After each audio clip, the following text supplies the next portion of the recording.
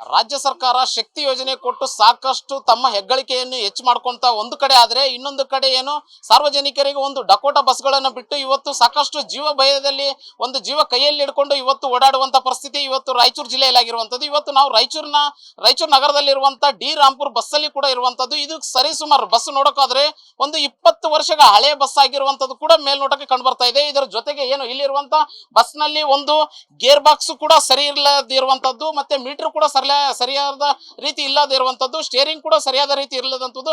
ಕೆಳಗಡೆ ನೋಡಿದ್ರೆ ಸಾಕಷ್ಟು ವೈರ್ಗಳು ಕೂಡ ಏನು ಕೆಳಗಡೆ ಬಿದ್ದಿರುವಂತದ್ದು. ಯಾಕಂತಂದ್ರೆ ಒಂದು ಶಾರ್ಟ್ ಸರ್ಕ್ಯೂಟ್ ಆದಂತ ಸಂದರ್ಭದಲ್ಲಿ ಬಸ್ ಕೂಡ ಏನು ಸ್ಥಳದಲ್ಲೇ ನಿಲ್ಲುವಂತ ಪರಿಸ್ಥಿತಿ ಎದುರಾಗ್ತಿರುವಂತದ್ದು. ಇದರ ಜೊತೆಗೆ ಏನು ಈ ಬಸ್ಗೆ ಒಂದು ಬಸ್ ನಿಲ್ಬೇಕಾದ್ರೆ ಹ್ಯಾಂಡ್ ಬ್ರೇಕ್ ಅನ್ನ ಹಾಕ್ಬೇಕು, ಆದ್ರೆ ಹ್ಯಾಂಡ್ ಬ್ರೇಕ್ ಇಲ್ಲದಂತ ಪರಿಸ್ಥಿತಿ ಈ ಚಾಲಕರು ಕೂಡ ಒಂದು ಚಾಲನೆ ಮಾಡ್ತಾ ಇರುವಂತ ಪರಿಸ್ಥಿತಿ ಮೇಲ್ನೋಟ ಕಂಡು ಬರ್ತಾ ಇದೆ. ಯಾಕಂತಂದ್ರೆ ಗೇರ್ ಬಾಕ್ಸ್ ಸರಿ ಇಲ್ಲದ ಸಮಯದಲ್ಲಿ ಸಾಕಷ್ಟು ಬಾರಿಗಳು ಕೂಡ ದೂರುಗಳು ದಾಖಲಾಗಿರ್ತವೆ.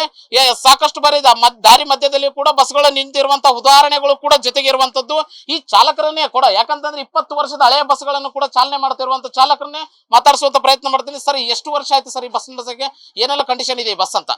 ಇವತ್ತು ಬಂದಿದೆ ಸರ್ ಈ ರೂಟ್ ಅಲ್ಲಿ. ನನಗೆ ಇದ್ರ ಬಗ್ಗೆ ಅಷ್ಟು ಇದಿಲ್ಲ ಸರ್, ಎಷ್ಟು ವರ್ಷದ ಅಂತ ಹೇಳೋಕೆ ನನಗೆ ಸ್ಪಷ್ಟವಾಗಿ ಗೊತ್ತಿಲ್ಲ ಸರ್. ಬಸ್ ಯಾವ ರೀತಿ ಕಂಡೀಷನ್ ಇದೆ? ಕಂಡೀಷನ್ ಅಂತ ಗಾಡಿ ಓಡ್ಲಿಕ್ಕೆ ಸರ್, ಗ್ರಾಮೀಣ ವಿಭಾಗದಲ್ಲಿ ಗಾಡಿ ಓಡ್ಲಿಕ್ಕೆ ಮಾತ್ರ ಅನುಕೂಲ ಇದೆ ಅಂತ ನನ್ನ ಹೇಳಕ್ಕೆ ಇಷ್ಟಪಡ್ತೇನೆ. ಬಟ್ ಆದ್ರೆ ಇದು ಎಕ್ಸ್ಪ್ರೆಸ್ ರೂಟ್ ಅಲ್ಲಿ ಓಡ್ಲಿಕ್ಕೆ ಇದಕ್ಕೆ ಇದು ಆಗಲ್ರಿ, ಸಮಯ ಸಾಲಲ್ಲ. ಮತ್ತೆ ಇದು ಹಳ್ಳಿ ವಿಭಾಗದಲ್ಲಿ ಮಾತ್ರ ಓಡ್ಲಿಕ್ಕೆ ಇದು ಅಂತ ಹೇಳ್ತೇನೆ ನಾನು, ಕಂಫರ್ಟ್ ಆಗಿ ಹೇಳ್ಬೋದು ಸರ್. ಈ ಮೀಟರ್ ಬೋರ್ಡ್ ಅಂತ ಇದು ಅಂದ್ರೆ ಇದು ಮೀಟರ್ ಅಂದ್ರೆ ಇದು ಮುಂಚೆ ಹೊಸದು ಬಂದಾಗ ಇರ್ತದೆ ಸರ್. ಬಟ್ ಇದು ಹಳ್ಳಿರೋದಂಗಿಲ್ಲ, ಈ ಮೀಟರ್ಗಳು ಯಾವ್ದು ವರ್ಕ್ ಮಾಡಲ್ಲ ಸರ್ ಸರಿಯಾಗಿ. ಮತ್ತೆ ಇದು ಮೇಲ್ನೋಟಕ್ಕೆ ಇದು ಯಾವ್ದು ಮೀಟರ್ ಬೋರ್ಡ್ಗಳು RPM ಮೀಟರ್ ಆಗಲಿ, ಇದು ಡೈನಾಮೋ ಆಲ್ಟರ್ನೇಟರ್ ಮೀಟರ್ ಆಗಲಿ, ಆಮೇಲೆ ಏರ್ ಮೀಟರ್ ಆಗಲಿ ಯಾವ್ದು ತೋರ್ಸಲ್ಲ ಸರ್.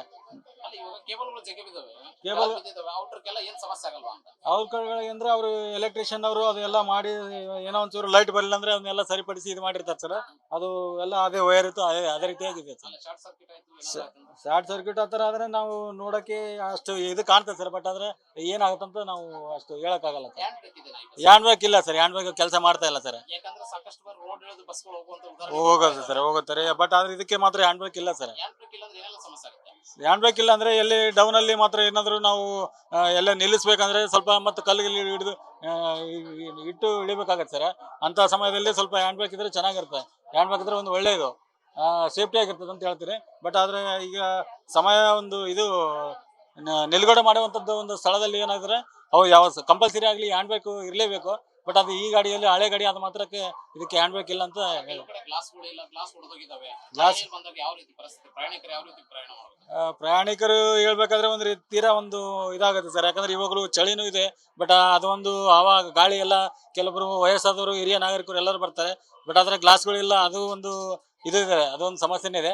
ಬಟ್ ನಾವೆಲ್ಲ ಡಿಪೋದಲ್ಲಿ ಹೇಳಿದ್ರು ಅದಕ್ಕೊಂದು ಟೈಮ್ ಇಲ್ಲ, ಆಮೇಲೆ ಅದಕ್ಕೆ ವರ್ಕ್ಶಾಪ್ ಕಳಿಸಿ ಮಾಡ್ಬೇಕಂತ ಹೇಳ್ತಾರೆ. ಬಟ್ ಗಾಡಿ ಇಲ್ಲದ ಕಾರಣಕ್ಕೆ ಈ ಹಳ್ಳಿ ರೂಟಿಗೆ ಸಮಸ್ಯೆ ಆಗತ್ತೆ ಅಂತೇಳಿ ಬೇಗನೆ ಗಾಡಿ ಕಳಿಸ್ಕೊಡ್ತಾರೆ ಸರ್.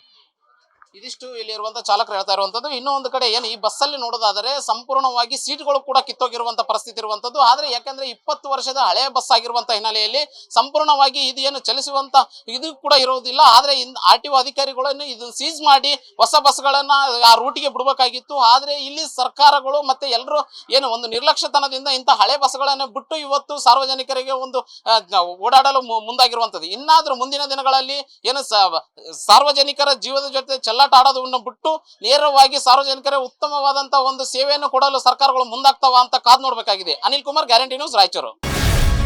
ಗ್ಯಾರಂಟಿ ನ್ಯೂಸ್, ಸುದ್ದಿ ಖಚಿತ, ನ್ಯಾಯ ನಿಶ್ಚಿತ.